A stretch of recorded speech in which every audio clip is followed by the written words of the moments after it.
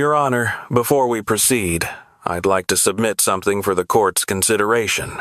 The room went very still. My son's attorney, a polished woman in a charcoal blazer named Sylvia Crane, paused mid-sentence and turned to look at me. My son, sitting at the table across the aisle, did the same. And for just a moment, I watched his expression shift. Not much. Just a flicker. Like a man who had been absolutely certain he was holding all the cards and suddenly felt one of them go missing from his hand. My son had spent the better part of 6 months telling anyone who would listen that I was losing my mind, that I was confused, forgetful, unable to manage my own affairs.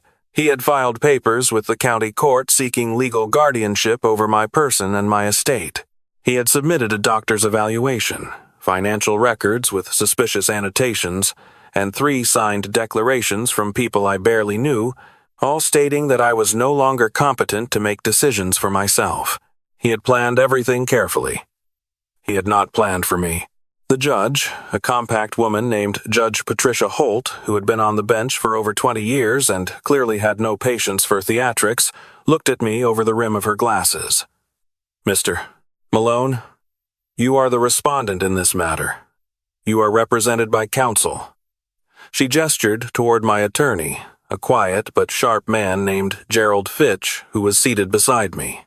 "If you have evidence to present, your attorney should." "My attorney has it right here, Your Honor." Gerald stood smoothly and placed a bound folder on the clerk's desk. "We apologize for the timing. This material only came into our possession 4 days ago, and we believe it directly contradicts the basis for this petition." My son's attorney objected. My son whispered something urgently into her ear. Across the room, my daughter-in-law, who had not been required to attend but had come anyway, dressed like she was going to a fundraiser, sat perfectly still. That stillness told me everything. She knew what was in that folder. Or she suspected. Either way, she was already calculating. Judge Holt examined the cover page. Then she looked up at my son. Then at me. "I'm going to need a recess." That was 3 weeks ago. Let me tell you how I got there. My name is Raymond Malone. I'm 63 years old. I spent 31 years running a mid-sized construction supply company that I built from a single warehouse in Columbus, Ohio, into a regional operation with 4 locations and about 60 employees. I sold the company in 2019 for what I'll only describe as a comfortable sum. I kept the family home in Dublin, a suburb north of Columbus, where I had raised 2 children after my wife passed from cancer in 2014. I live alone now. I garden. I read. I take long drives on Sunday mornings to nowhere in particular. I am, by every measure, a man who has earned the right to be left in peace. My son is 41. He works in commercial real estate, or he did until the market softened and several of his deals fell through in the same 18-month window. My daughter-in-law is 38. She grew up wealthy, married my son when he was doing well, and has not adjusted gracefully to the idea that doing well can sometimes become doing less well. They have 2 children, my grandchildren, a boy of 9 and a girl of 7. I love those kids more than I have words for. I drove them to school on Tuesdays. I took them fishing on summer weekends. The boy wanted to be a marine biologist. The girl was convinced she would one day be president. I believed her. I first noticed something was wrong in the fall of last year. Small things. A financial statement from my brokerage that showed an account access I didn't recognize. A letter from my estate attorney that referenced a conversation I had never had. My son calling more often than usual, always with gentle, probing questions. How was I sleeping? Was I keeping up with my medications? Had I driven anywhere lately? He framed everything as concern. I accepted it as concern because he was my son and I wanted to believe that was what it was. Then my neighbor, a retired schoolteacher named Dorothy Marsh, who has lived next door for 22 years and has never once minced words, knocked on my door one afternoon in November with a look on her face I hadn't seen since she caught her own son shoplifting in 1998. "Ray," she said, "I think you need to know something." She told me that she had seen my son's car in my driveway twice while I was at my Thursday morning card group, that she had seen him go inside using what appeared to be a key, that he had been there for an hour the second time, and he had carried a box out when he left. I thanked Dorothy. I went inside. I sat at my kitchen table for a long time. Then I called a private investigator named Walter Grimes. Walter was not the kind of man who appeared in movies. He was 57, drove a 10-year-old Buick, and had an office above a dry cleaner in Westerville that smelled faintly of steam and old carpet. He had spent 30 years doing exactly this kind of work, and he had the tired, unsentimental manner of a man who had seen human beings disappoint each other in every possible variation and had made a reliable career out of it. "Tell me everything that's been unusual in the last year," he said. "And I mean everything. Doesn't matter if it seems small." I told him about the brokerage access, the letter from my attorney, my son's questions, the box Dorothy had seen. I told him about a conversation I'd had with my doctor 2 months prior, where she had seemed oddly focused on my memory and had asked me to complete a cognitive assessment that I had not requested and had not been warned about. I told him that my son had been present at that appointment because, as he put it, he wanted to support me. I had thought nothing of it at the time. Now I thought quite a lot of it. Walter listened without interrupting. When I finished, he was quiet for a moment. Then he said, "Mr. Malone, I want you to prepare yourself for the possibility that what you're describing isn't random." It wasn't. It took Walter 6 weeks. 6 weeks of careful, methodical digging, the kind of work that doesn't look like anything from the outside but leaves no stone unturned underneath.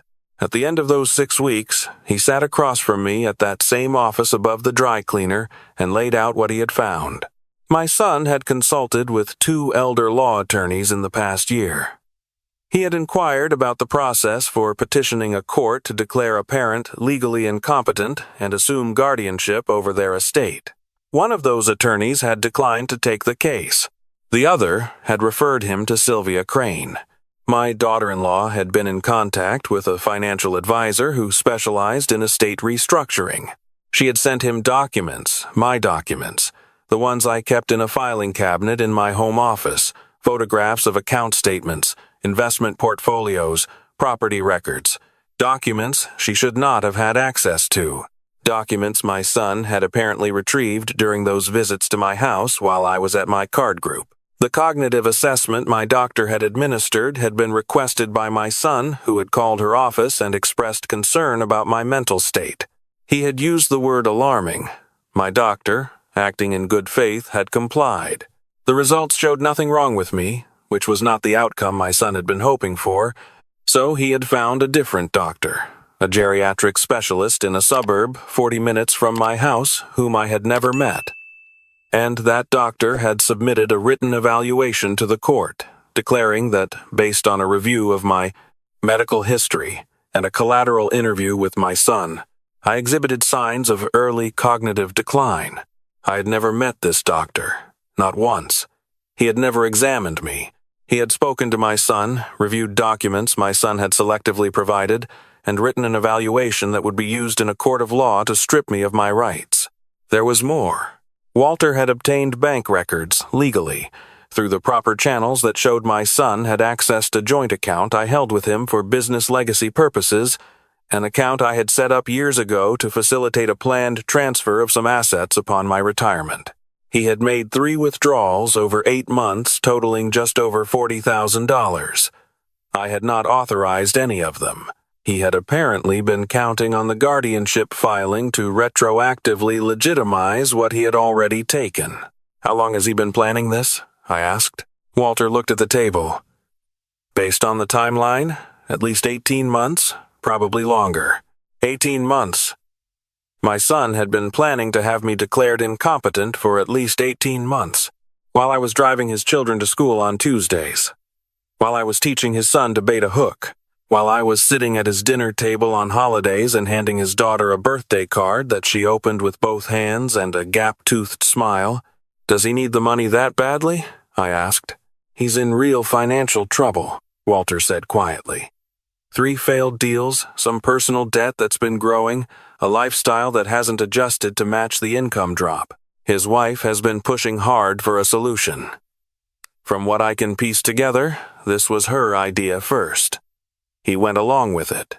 That was the part that stayed with me longest. My daughter-in-law had been the one to start this. My son, whatever his flaws, had not come up with this on his own. She had looked at an old man with a house and a comfortable nest egg and a son who was financially desperate, and she had done the math, and she had decided that the cleanest solution was to have me declared unable to manage my own life. I sat with all of that for 3 days. I did not sleep well. I walked the neighborhood at odd hours. I stood in my backyard one night at 2 a.m. just looking up, the way you do when the world you thought you understood has rearranged itself into something unrecognizable. Then I called Gerald Fitch, the best attorney I knew, and I told him everything. Gerald was not dramatic about it. That was one of the things I had always respected about him. He listened, asked clarifying questions, requested Walter's documentation, and then said, "All right. Here's what we're going to do. We were going to let them proceed. We were going to let my son file his petition and set his hearing date and bring his paid doctor and his manufactured declarations. We were going to let him believe, right up until the moment we walked into that courtroom, that this was going to go the way he had planned. And then we were going to show a judge exactly what he had done." The hearing was scheduled for a Tuesday morning in March. I wore a jacket and tie, which I hadn't done in a while. Not because I was trying to impress anyone, but because my wife had always said that how you carry yourself in a difficult moment says more about you than anything you could put into words. I thought about her a lot in those weeks. I thought about what she would have made of all this. I thought she would have been heartbroken about her son and furious on my behalf, and she would have told me to hold my head up regardless. I held my head up. The proceeding was set in a county courtroom that smelled of old wood and industrial floor cleaner. My son sat at the petitioner's table with Sylvia Crane. He was wearing a suit I had never seen before. My daughter-in-law sat in the gallery, which she was entitled to do. She looked composed. She had dressed carefully. She did not look at me when I came in. My son looked at me. For just a moment, before he looked away, I tried to read what was in his expression. Guilt, maybe. Or something that had once been guilt and had calcified into justification over 18 months of telling himself a story that made what he was doing acceptable. I had loved him for 41 years. I had sat up with him when he had nightmares as a child. I had driven him to the hospital when he broke his collarbone at 17. I had helped him make his first real estate deal. I had given him the down payment on his house without being asked. He was trying to have me declared incompetent. Sylvia Crane opened with a confident summary of the petition. She talked about my son's concerns for my welfare. She talked about the cognitive evaluation. She talked about financial decisions I had allegedly made that were inconsistent with my history, a charge based almost entirely on documents her client had selectively edited before handing them over. She spoke for 12 minutes, and every word was technically polished and factually constructed on sand. Then Gerald stood up, and I said my piece to the judge, and the clerk received our folder, and Judge Holt called a recess. When we reconvened 40 minutes later, the atmosphere in that room had changed completely. Sylvia Crane had had time to review what we had submitted. She had clearly explained it to my son. He was sitting differently now. The composure was gone. He looked like a man trying to remember how to breathe normally. Judge Holt wasted no time. "Mr. Malone," she said, addressing my son, "the respondent has submitted documentation that raises serious concerns about the basis and the motivation for this petition.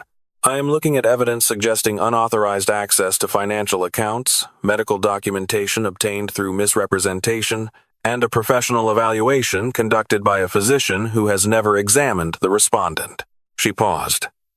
"Do you have a response?" My son looked at Sylvia Crane. She said something low and quick to him. He looked at the judge. He opened his mouth. He closed it. "I was worried about my father," he said finally. His voice came out thinner than I think he intended. "I genuinely thought, Mr. Malone." Judge Holt's tone did not change, but something in it sharpened. "The court is not currently interested in your intentions. The court is interested in whether the evidence supporting this petition was obtained legally and honestly. Based on what has been submitted this morning, I have significant doubts." She turned to Sylvia Crane. "Counselor, I'd advise you to speak carefully with your client about how he wishes to proceed. I am also going to be asking the district attorney's office to review the financial records in question." My daughter-in-law, in the gallery, made a small sound that she immediately suppressed. I did not look at her. I looked at my son. He was looking at the table. The petition was dismissed. Not conditionally, not pending further review. Dismissed. Judge Holt used the words lack of credible evidence and serious questions of motive, and she said them clearly enough that everyone in that room understood what they meant. Outside, in the corridor, Sylvia Crane walked away quickly, speaking on her phone. Gerald shook my hand and told me I had handled myself well. I thanked him, and then I sat down on a bench in the courthouse hallway because my knees, unexpectedly, had decided they needed a moment. My son found me there about 5 minutes later. He had sent his wife to wait by the car. He stood in front of me with his hands in his pockets like a 16-year-old who had broken something expensive and was trying to find words for it. "Dad." His voice was rough. "I don't know what to say." "I know," I said. I told myself it was because I was worried. I kept telling myself that. "Was any of it actually worry?" I asked. I was not asking to wound him. I wanted to know. He was quiet for a long moment. At the beginning, maybe. I convinced myself that if I could get control of the estate, I could protect it. Protect you. That you'd be taken care of. That the kids would be taken care of. He stopped. "That's not the whole truth." "No," I said. "It isn't. We needed the money, Dad. We needed it badly, and I couldn't see any other way, and she kept saying it was the cleanest solution. That you were getting older anyway, and eventually you'd need someone to manage things, and we'd just be getting ahead of it." He made a sound that was not quite a laugh. I knew it was wrong. I knew it every single day. "Then why didn't you just ask me?"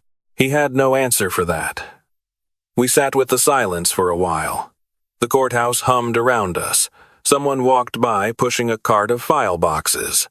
"What happens now?" he asked. "The DA's office is going to review the financial records. If they determine that $40,000 was taken without authorization, that will be their decision to make, not mine." I looked at him carefully. "I'm not going to call them and push for charges. I'm also not going to call them and ask them to back off. Whatever they decide is what they decide." He nodded slowly. He looked like a man who understood that he was standing at the edge of something and could not see the bottom. "Your children," I said. "Your son and your daughter. They have done nothing wrong. They don't know any of this happened. I am not going to let this change what I am to them. I'll still be their grandfather. I'll still take them fishing. I'll still drive them to school on Tuesdays if they want me to." I paused. "That part is not negotiable." Something crossed his face then. Relief and shame in the same moment, so close together they were almost the same thing. "As for you and me," I said, "that's going to take a long time. I don't know if we get there. But I know that your mother loved you, and I know that whatever you've become, there was a time when you were a boy who trusted me completely. I haven't forgotten that boy." I stood up, steadier now. "I just need you to be honest with me. From here forward. About everything. That's all I'm asking." He nodded. He couldn't speak. I put my hand briefly on his shoulder, the way I had when he was a child, and then I walked out of that courthouse and into the March air, and I let myself breathe for the first time in 6 months. 2 months have passed. I am still in my house in Dublin. I still garden. I still drive on Sunday mornings. The brokerage account is intact, the estate documents have been reviewed and are secure, and Gerald has recommended a formal inventory process going forward so that there are no ambiguities. Walter Grimes sent me a note after the hearing that said simply, "Well done, I have it on my refrigerator." The DA's office completed their review. My son was charged with 2 counts of unauthorized financial access. He accepted a plea agreement, restitution of the full $40,000, 2 years of probation, and completion of a financial ethics program. No jail time, I did not advocate for or against the outcome. I let the process work. My daughter-in-law hired a divorce attorney the week after the hearing. I don't know if that surprised me. My son told me about it on a phone call that was awkward and stilted and 10 minutes long. I asked how the kids were taking it. He said they were confused, but okay. I told him that confused and okay was survivable. Dorothy Marsh brought me a casserole the week after the hearing. She sat at my kitchen table while I heated it up, and she told me she was glad I hadn't rolled over. I knew something was off, she said. You're one of the sharpest people I know, Ray. You always have been. I had a good investigator, I said. You had a good instinct? She corrected. Investigator just confirmed it. I take my grandchildren every other Saturday now, not every Tuesday, because the logistics of their lives have changed with their parents separating. We go to the nature center when the weather is good. We go to the library when it isn't. My grandson has decided that marine biology might share the spotlight with astronomy. My granddaughter has not wavered at all on her presidential ambitions and recently informed me that she intends to be the kind of president who does things that actually matter. I told her that sounded exactly right. My son came over for dinner 3 weeks ago. First time since the hearing. He sat at my kitchen table in the same chair he sat in every holiday for 20 years. We talked about the kids. We talked about what he was doing for work. We talked around everything that had happened, like two people navigating a room full of furniture they were both pretending not to see. At the end of the night, when he was putting his coat on at the door, he turned around and said, "I'm sorry, Dad. I know that doesn't fix it. I know it might not mean anything to you right now. But I need you to know that I know what I did and I'm sorry." "I know you are," I said. "Do you think we can get back to where we were?" I thought about that. I thought about 31 years running a company alone after his mother got sick, and always making sure I was there at the school play and the baseball game and the dinner table, no matter what it had cost me in time and lost sleep. I thought about the day he graduated from college and the pride I felt that I had no words for. I thought about the day his daughter was born and I drove to the hospital in a thunderstorm at 11 at night because he called me and he was crying and he said, "Dad, she's here." "I don't know if we get back to where we were," I said honestly, "but I think we get somewhere. Maybe somewhere better, if we're both willing to do the work. Somewhere honest." He nodded. He held out his hand. I looked at it for a moment, and then I shook it. That's where we are.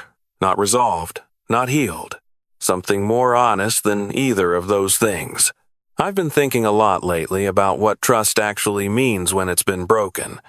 Not just broken by a stranger, but broken by someone who knew exactly where to cut. My son knew my routines, my medical providers, my financial institutions, my habits, my soft spots. He used all of it, and the thing that surprises me most is that the knowledge of that, the cold fact of it, hasn't made me cynical. If anything, it's done the opposite, because he also knew that I coached his little league team in the rain. He knew I sat outside his hospital room all night when he had his appendix out at 26. He knew that I never, in 41 years, made him feel unwanted or unimportant or like a burden. He knew all of that too, and I think somewhere under the debt and the desperation and his wife's calculations, that's the knowledge that finally broke him in that courthouse hallway. You can't weaponize someone's love for you and walk away clean. That's a thing I wish my son had understood sooner. But I believe he understands it now. If you're watching this and you're dealing with something similar, a family member who's using your age, or your trust, or your vulnerability as a tool, I want to tell you something that I wish someone had told me sooner. Your instincts are worth listening to. That quiet, uncomfortable feeling that something isn't right, don't talk yourself out of it because the alternative is easier to believe. The truth is almost always better than the comfortable lie, even when the truth is something you didn't want to find. Document everything. Stay calm. Don't let them see you preparing. And find people you trust, a good attorney, a good investigator, a neighbor like Dorothy who isn't afraid to knock on your door and tell you what she saw. You are not too old to fight for yourself. You are not too old to be sharp, to be right, to walk into a courtroom and watch someone's carefully constructed case fall apart in real time. Age is not what they think it is. It's not fragility. It's patience. It's the accumulation of every lesson you ever learned about how people actually behave when the stakes are real. I'm 63 years old. I built something from nothing over 30 years. I raised 2 children after losing the person who was supposed to do it with me.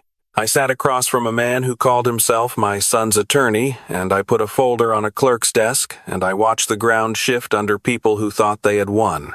I am not done. Not even close. Last Saturday, my granddaughter and I were at the library. She was reading something about women in government while I worked through a novel I'd been putting off for months. At one point, she looked up from her book and said, completely out of nowhere, "Grandpa, do you think I could really be president?" I put down my novel. I looked at this 7-year-old girl with her serious eyes and her library voice and her absolute conviction. "I think," I said, "that anybody who bets against you is going to regret it." She considered this for a moment with great seriousness, then she nodded and went back to her book. "That's enough for me. That right there, that's what I fought for. If you're going through something hard right now, something that makes you feel like you're outnumbered or outmaneuvered, or just plain exhausted from fighting people who should have been on your side, hold on. Keep documenting. Keep your head clear. Keep the people who love you honestly close. And remember that the ones who underestimate you are handing you something. Use it. If this story meant something to you, if it said something you needed to hear today, share it with someone who might need it too. There are more of us out there than you'd think, people who've been quietly gathering their envelopes while the other side waits for a surrender that's never going to come. See you in the next one.